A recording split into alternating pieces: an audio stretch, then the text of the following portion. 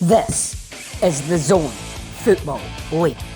Welcome back to another episode of the Zone In podcast, where we talk everything Zone Football League across Newcastle. As always, I'm Mason, and joining me today is Cameron. He is back. CT and Wilso having the episode off. But yeah, we thought we'd just jump in, have a quick recap of the midweek fixtures, the semi-finals of this final series for Zone League, and do a quick preview of the finals for this weekend. Coming down to the wire now, really. Yeah, well, I did hear that Wilso's not here because Minmai have dropped out, which His we'll favourite go on to. But Yeah. yeah, he's obviously feeling pretty heartbroken, so not here tonight. But yeah, it's good to be back on, and it is. I mean, I feel like I've said it pretty much every podcast I've been on. It's the pointy end of the season, but now it really is the pointy end of the season. Definitely is. When this podcast does come out, it is a week on the dot till the grand final weekend. So definitely the pointy end of the season. And we'll start off with the semi-finals, looking at Zone 1. Speaking about Wilso's favourite Minmai, CT's one of CT's favourite clubs coming up against the club that's in his heart, or you could say Newcastle Croatia coming up against Katara South. That one at Pasadena on Tuesday night. Croatia getting away with a 6-2 win. Probably expected to get the win, but in this fashion, I don't think anyone could have called that. No, I think you probably expect it to be kind of closer than that. In my mind, I'm probably thinking a 3-1's fair, which obviously you double that, you get the scoreline anyway, Exactly so it kind of right, makes sense. But at the moment, looking at this game, I sort of went, I feel like Katara could probably get something, maybe make it a close game, just one goal difference, and clearly I was wrong, which, Newcastle Croatia have looked very good all season, but in particular, they're looking very good at the moment. 100%. And Katara have heard that they were missing a few players, whether injury or just away. I'm sure Croatia may had their own problems as well, but definitely didn't stop them. And as CT said on the last episode, when he was at the game for the final round, he almost got his autograph book out because of the names on display. And when you do look at the goal scorers, you've got Bo McDonald, John Majerowski, Luke Jasewski, Cowburn with a double. There was, I think, an own goal from Qatar in there as well. But yeah, just those four names in itself getting on the score sheet. Sessions with the man of the match for that game as well. So crazy team that they have, but I guess the spoils are deserved for them. Yeah, well, I guess Cowburn really enjoyed his 2-week vacation. He was off for the final game of the season, being rested. And then obviously had the first week off anyway. So a couple of goals to celebrate, maybe a goal a game or week off. So yeah, I mean, you look at that and it's an impressive lineup. So you look at it and go, yep, that's an impressive lineup. You look at it and go, yep, they've all scored goals. Yeah, exactly. And surprisingly, to not see a name on there would be Cooper Jansen from Katara. He did play, but obviously Croatia just didn't give him the opportunities that he'd normally thrive on. Instead, Josh Lynch with one of Katara's 2 goals, the other being Croatia own goal. So bit of a funny point in there that you get 6-2, 2 of them are own goals, 1 apiece.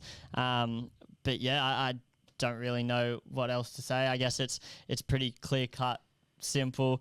Croatia now another week and a bit off to prepare for the big grand final, which I'm sure everyone knew after, whether it was after round 1, that opening game, or if you weren't convinced by then, a couple of games in, you would have imagined most people saying we'll see Croatia in the grand final. Yeah, certainly. I don't think there's really any doubt in most people's mind. Obviously, maybe people that don't favour them, maybe thinking the other way, but that side's just too strong.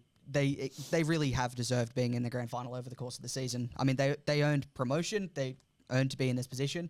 And yeah, Katara going to have to, change things up, see what they can do. And if they happen to make that grand final again, something's going to have to change. Definitely, and yeah, they do get Qatar do get that second chance on the weekend, and Croatia pretty much just sit back now and wait for their opponent to be announced. As Wednesday night brought us the second game of Zone 1, the playoff between Newcastle Suns and University of Newcastle. University of Newcastle getting that win 3-1 over Suns, or I should just say Nicholas Forsyth getting the win over the Suns, him scoring all 3 goals for the Uni. Alex Palazzi getting the 1 consolation goal for the Suns, also a red card at the end of that as well. So even if Suns had moved on to the weekend game, Palazzi would have missed that one. But yeah, probably an upset of this. Suns also powerhouse. You take away Croatia, next in line. Obviously, they finished second, Suns, in the regular season. But again, one of those household names in this league that you would have expected to be in the grand final. But alas, not the result. No, obviously not the result they were after. And Forsyth has had a ridiculously good season. I don't think he quite got at the top of the goal scoring charts during the regular season, but he was up there. Definitely in the top 3 5, goals in the finals. That's going to put him up in terms of golden boot race for the final series. Yeah. Obviously scoring a hat trick's pretty special on any day. Exactly scoring it right. in the finals pretty incredible. Yeah, for sure. And you can imagine playing that away at Myers Park. The Macedonian fanfare and the crowd would have been pretty electric there. So if you're going to do it in any game and being away from home, it'd be a pretty special one to do so. I'm sure rest of the boys at Uni played a great game, but obviously Nicholas Forsyth, his name in the lights for that game. Looking then to the match of the round, which saw in Zone League 2, Crowders Bay hosting Bulwarra Lawn. I guess you can't really say at home for Crowders Bay. Back end of the season, the Crabs haven't really had a home. They've just been crawling around. Crab pun. But yeah, this one at Lalkar Oval. You were there calling it, Wilso also there. But yeah, Crabs doing what the Crabs do, getting a 3-1 win. And I will also touch on they did get wins across all 3 grades on Tuesday night. So very special night for the Crabs as a whole. But yeah, you were there, you called the game. What was your rundown from that one? It was, I mean, obviously it's a classic thing to say, but it really was a game of 2 halves. Yeah. Wilso and I were just blown away by Bulwarra in the first half. They came out, and it wasn't just us that were blown away. I think Crowders Bay were well and truly blown away as well. They came out firing, got a pretty decent goal, and it was a bit scrappy, but they got the goal in the end, and it was a big moment. It felt like they could go on. Obviously, they'd played 120 minutes a few days beforehand, so that was going to always be a factor. And Wilso and I at halftime were sort of, don't know if they'll have the legs to go the full 120 again if it happens to go that way. And then it didn't go that way. And it was too good from Crowders Bay in the second half. I was going to say Crowders Bay, probably not a team you want to piss off too early in a game. Obviously, yeah, they'd be going back to the sheds at halftime, 1-0 down. And from what Wilso said, Wayne Bailey, pretty level head, but I can imagine someone in that dressing room would have put a bit of fire up them to go out and get a strong, fast start in the second half, which they did again through Daniel McBreen. I wouldn't associate the word fast with Daniel McBreen normally, but as a team they came out fast, and McBreen with that goal there, that was his headed one, his first one. Pretty tidy finish from him.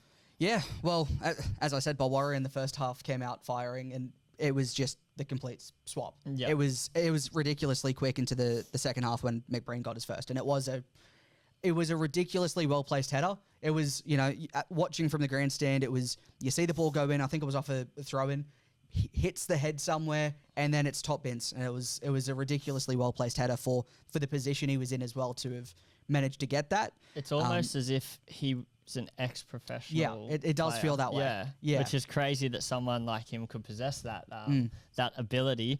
But you could just tell there was a different class with that position, that area to get a header into that top corner. Yeah, you could tell there was a difference in the quality, I suppose. Definitely, and then. So that being the equaliser in the game a little bit later on, then about 20 minutes afterwards, he did it again to get the game back into Crab's favour. And whether you say, oh, it must be easy for him because of his ability or whatnot, take all that aside. He looks like he is loving himself in the pink and black, celebrating both goals with the pincers celebration. Great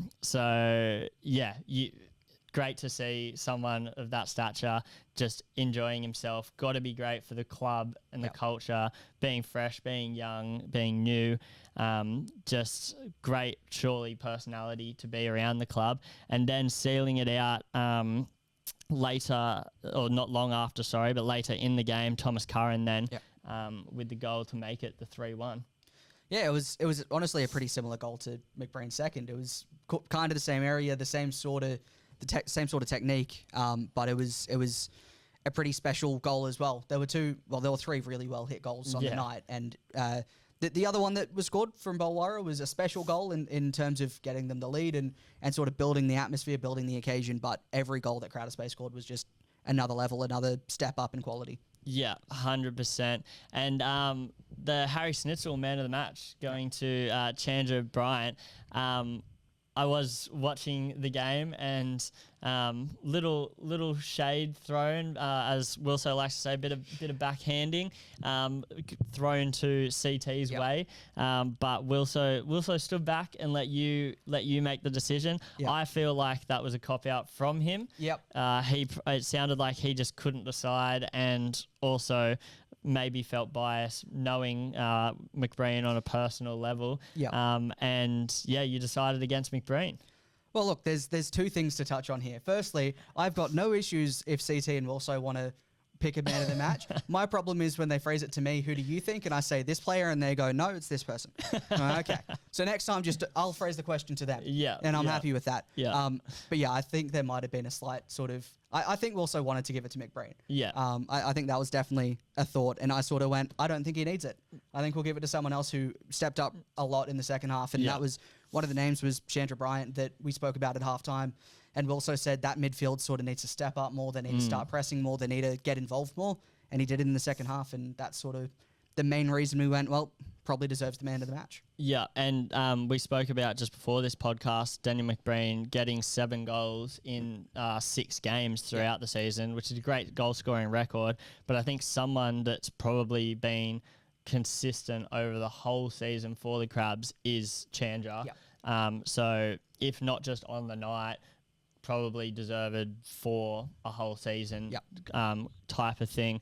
That was Harry Snitzel, man of the match, going Chandra's way, and Crowders Bay going the way of a grand final. But Bulwarra get to do it all over again on the weekend, which I'm sure they're grateful for that second chance. But 3 games it's a lot in 7 days. The first one being 120 in pens. They're probably somewhat glad this one didn't go to overtime.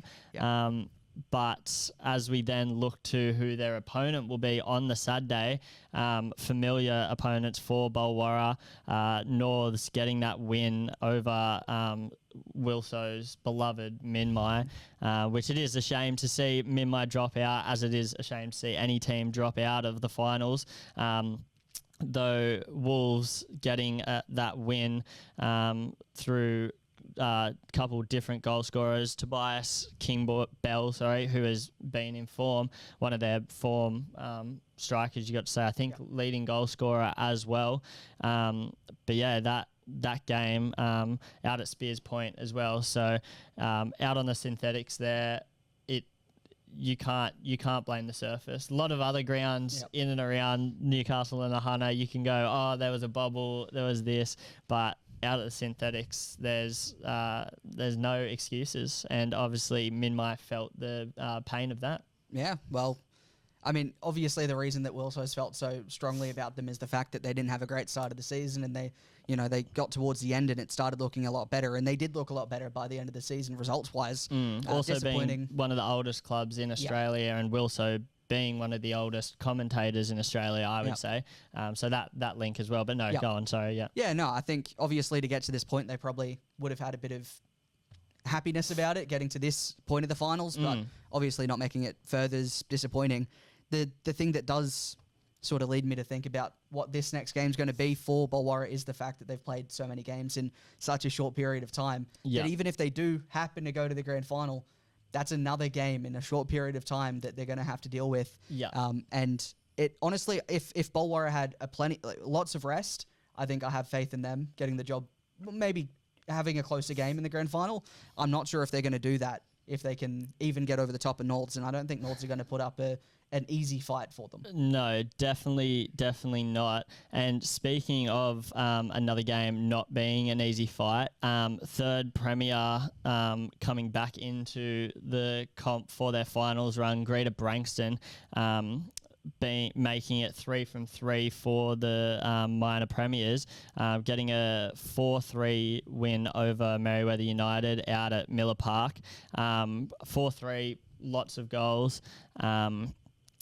Branxton getting that fourth goal late into injury time as well. So definitely a good fight from Merewether. Obviously, I was there. I do play for Merewether. I did not play on that night though. I had one of the highest honours of warming said team's bench. But honestly, some people would say it's the best seat in the house to watch these games. But yeah, Branxton maybe proving some people wrong in their fight and their scoring ability.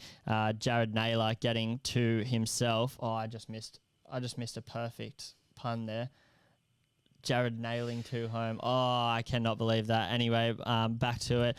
Paul Connell with a goal. And if you want to just pronounce that name there for us. My eyes are playing tricks on me, but I believe that's Dimitros Saiton. I would have said the exact same thing. So yeah, obviously not one man standing up, getting the goals, spreading it around. But then for Merewether United, Harry Johnson getting a run in first grade, again getting his first goal of the season. Rowan Worsley back into the squad as well, getting his first goal back in a while, and then someone that always just seems to pop up, and it's honestly annoying me, Callum Hewitt. He scored the equaliser, but yeah, unfortunately not enough fight from Merewether to see the game out. And yeah, Greater get their chance at being premiers and grand finalists. Yeah, and I think I've been one of those people that have been more so harsh about Branxton this season, at least towards the end. Obviously, they've done the job in the league, but especially in that game against Curry, it looked pretty shoddy for what their expectations were. And there was, just question marks of could they get the job done in getting promotion, which they eventually did, of course. But then going into the finals, obviously finals is completely different. Everything changes, but there was still a question mark for me over would they get the job done? Can they make the grand final? Which they've answered. Obviously not the most convincing fashion, but obviously they've done it in a stylistic fashion where they, do it late, and they probably might even just add to the feeling around it going into the grand final now that they can win things late like they did there. Definitely, for sure. And just an interesting thing that maybe in this week period leading up to the grand finals, that all those premiers going through all conceded a goal still. So obviously no one's polished, flush, primed and ready to go. Still time to work on things themselves. But yeah, rounding it out then with the final game of the midweeks, Curry being downed 1-0 again. Couple days later after the Merewether 1-0 loss by Charlestown. Wilso's brought it up before, and we spoke about before the podcast. Becoming a trend for Curry. Yep. Finishing second last year, going out in straight sets, doing the same thing this year, it seems. There is word that Curry missing quite a few first graders last night, so maybe them going into it feeling a bit underdoggish, coming out with the loss, maybe not feeling the worst, knowing that they were up against it. But you got to imagine on the flip side then, Charlestown through Dylan Williams getting that one goal, feeling great about themselves. Yeah, well, they will be very happy with themselves to move on. But for Curry, it's got to hurt losing 1-0, 1-0. And that sort of, obviously, in the Charlestown game, they didn't have some key players, like you said, with their strikers missing. Obviously, they had them against Merewether previously, and they didn't score in that game. So it's, they probably feel kind of hard done by that those guys didn't get on the score sheet in either of the games, one due to the fact that they were pretty well marshalled in the first game, and due to the fact that they couldn't play in the second game. But for Charlestown, I mean, it's a pretty impressive performance to be in the position they're in. And I know you've had a fair bit of respect to show them, maybe off camera, but you've shown a lot of respect to them. So scary opponent. Definitely. And credit to Charlestown, though, being the only team finishing in 5th to still be in the finals run. The only other team close to that bottom of the 5 bracket being Uni, who finished 4th. A great haul from Charlestown, knocking out Madawi and now Curry. Surely Merewether being a bit nervous going into Saturday's game, thinking, are they next? Well, that's the question for you, I suppose. No, today I'm in my formal suit, so I am podcast Mason. But yeah, definitely on a run at the moment. And I think speaking to Zach Lloyd from Charlestown in the last 24 hours, I think he said they're actually on a win streak of 5. They've scored 11 goals and only conceded a handful as well. So they're seeming pretty confident after that boost with that win. So yeah, I think out of all these games that we're now about to preview for this coming weekend, there's no real easy result to pick here. Just wanted to take a minute to thank all of our great sponsors of the Zone In podcast. We have Deploy Football, the leading developers and manufacturers of performance sporting solutions, not only just including our awesome balls, and also sportswear with all of our grassroots clubs in helping them design and produce amazing apparel. One of our other major sponsors, Solved Marketing. If you want your problems solved are the ones to go with. Helping businesses, brands solve complex challenges with ingenuity and creative solutions. Solved Marketing is our go-to agency for all of our marketing needs, and we cannot recommend them enough. And finally, Harry Schnitzel Joint. You guys know every week Man of the Match is presented with the Harry Schnitzel Award. Definitely go check Harry Schnitzel out. And we know that all the Man of the Match recipients have been so excited to get their Harry Schnitzel Man of the Match Award and get down to as we start with coming off Zone 3 there, Merewether versus Charlestown at Smith Park on Saturday. This game, two very good opponents, Merewether finishing 3rd, Charlestown down in 5th. But yeah, this one being able to go either way. I know obviously from playing in the games, both results throughout the season have been 1-1 draws. So nothing to separate them through the season. Yeah, and that's why it's exciting when you get to this point of the finals where you have to separate it, and there's going to have to be a change in that result there. It's an exciting game. It would be nice to get to all 3 of the games, but obviously that's not going to be possible. But for this one, sorry to do this, but I feel like I believe in the Charlestown run after what they've been doing in the last few weeks. Yeah, well, as I said in the Curry game, the episode before the Curry game, I can pick either way. I don't always have to pick Merewether, but for this one, I will back Merewether. I think they're bitterness from the loss midweek and fighting so hard. Don't get me wrong, I'm sure there's sore and tired legs. Not from you, though. So not from me, no. I am rather fresh, Kieran, make note of that. But, yeah, I think Charlestown with the tighter turnaround as well, playing that day after. It'll definitely be close, but I do reckon you'll see the red and white in a grand final. So, yeah, definitely still, a great game to be played. We then look at a finals rematch, which sounds weird to say that we saw only last Saturday.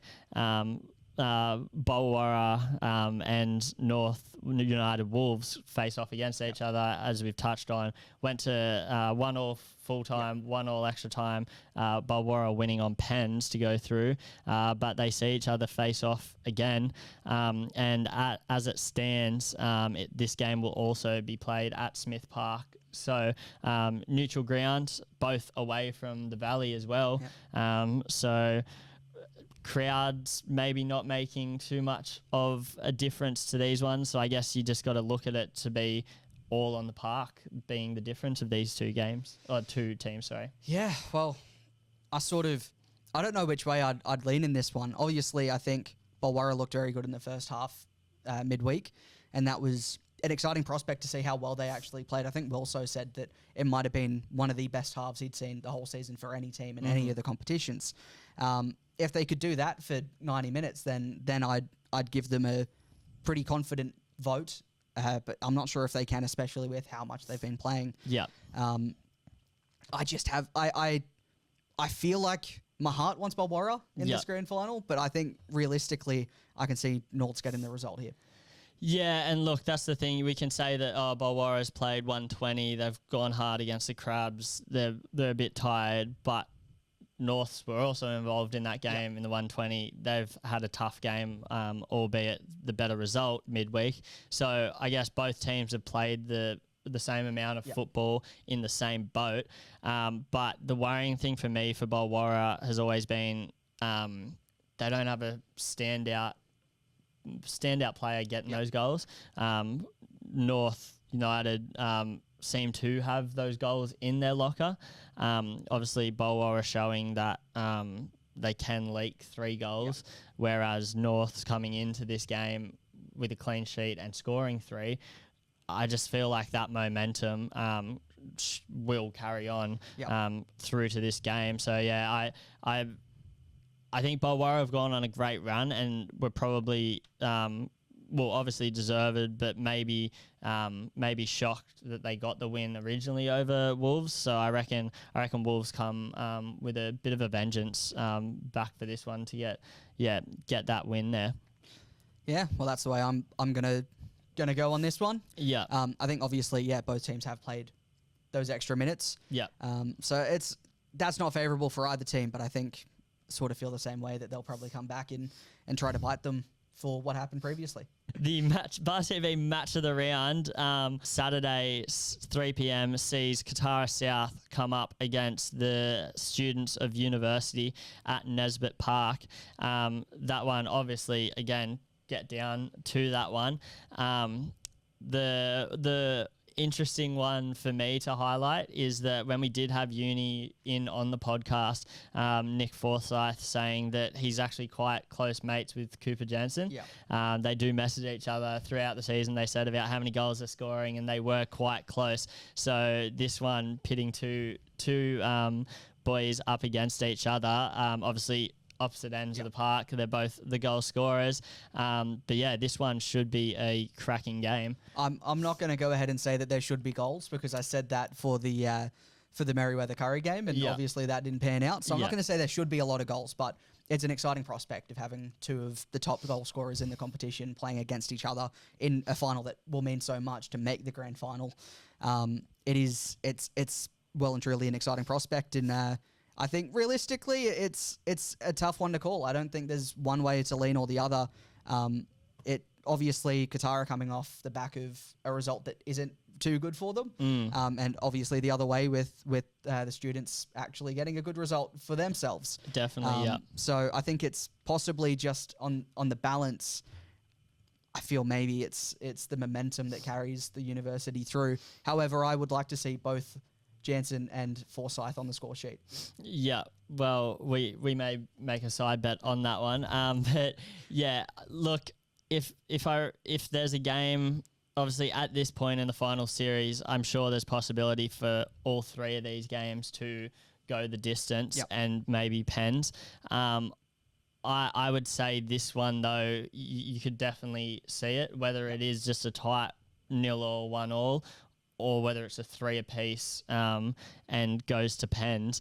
I would say, yeah, we've highlighted the two boys up top for this game to keep an eye on, but I think it then depends on everyone behind them. The midfielders getting the balls to them, obviously, they're relying on their defenders to keep the opposition mate out of those good areas. So, yeah, it really could go either way. My only tipping point to make a prediction here would be the fanfare and the spectatorship that Katara does bring when they are at home at Nezzy. Their old boys do really get around them. I'm sure if CT's not calling this game, you'll be spotting him up in probably the canteen. Well, last time at Nesbitt, even though he was calling the game, he was in his Katara. Yeah, exactly. Jersey, so. Exactly right. Loves that club. But yeah, I definitely wouldn't be writing Uni off. Nick Forsyth, especially being in this form, coming off that hat trick against such a tough opponent as well. And away from home on that one as well. Exactly right. I guess most students of the university are probably away from home, so maybe they are used to it. That's the thing.